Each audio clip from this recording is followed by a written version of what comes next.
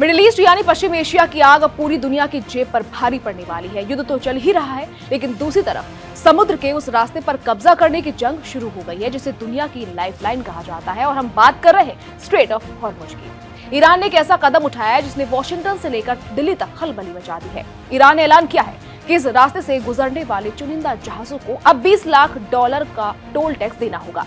आपने सही सुना, एक जहाज से 19 करोड़ रुपए की वसूली। आखिर ईरान ने यह कदम क्यों उठाया? क्या युद्ध के लिए चंदा जुटाने का तरीका है? और डोनाल्ड ट्रंप की उस धमकी का क्या हुआ जिसमें उन्होंने ईरान के बिजली घरों को तबाह करने की बात कही थी? चलिए इस पूरी इनसाइड स्टोरी को विस्तार से समझते हैं। सबसे पहले समझिए कि मामला क्या है। स्ट्रेट ऑफ हॉर्मुज दुनिया का वो संकरा समुद्री रास्ता है जहां से पूरी दुनिया के तेल की सप्लाई का 20% हिस्सा गुजरता है। अगर ये रास्ता बंद हो जाए तो दुनिया भर में पेट्रोल डीजल की कीमतें आसमान छूने लगेंगी। ईरान ने अब इसी रास्ते पर अपनी पकड़ मजबूत कर ली है। ईरानी सांसद और राष्ट्रीय सुरक्षा समिति के सदस्य एलाउद्दीन बोरोजेर्दी का बड़ा बयान सामने आया है। उन्होंने साफ कहा कि कुछ चुनिंदा जहाजों से $20 लाख का ट्रांजिट शुल्क लिया जा रहा है और ये नियम लागू भी हो चुका है।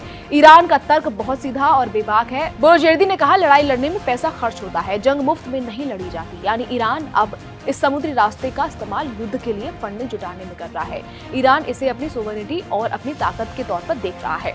लेकिन कहानी में असली ट्विस्ट तब आया जब अमेरिकी राष्ट्रपति डोनाल्ड ट्रंप ने अपनी लॉन्ग फैमिली स्टाइल में ईरान को सीधी धमकी दे डाली।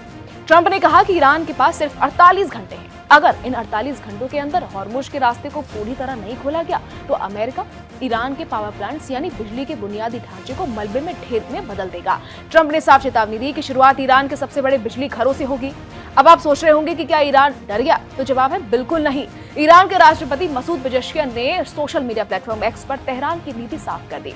उन्होंने कहा कि हॉर्मुज का रास्ता ईरान के दुश्मनों को छोड़कर बाकी सबके लिए खुला है, लेकिन अगर अमेरिका ने उनके पावर प्लांट्स पर हमला किया तो ईरान इस रास्ते को पूरी तरह सील कर देगा। यानी न तेल बाहर जाएगा और न कोई जहाज अंदर आएगा। ईरान ने यह भी याद दिलाया कि अगर अमेरिका के पास ताकत है तो इजराइल के एनर्जी सेंटर्स में भी ईरान की मिसाइलों की जद में है, उन्हें भी एक दिन के भीतर मिट्टी में मिलाया जा सकता है। अब सवाल यह है कि इस तनातनी में पिस कौन रहा है? तो जाहिर सी बात है भाई, पूरी दुनिया की अर्थव्यवस्था।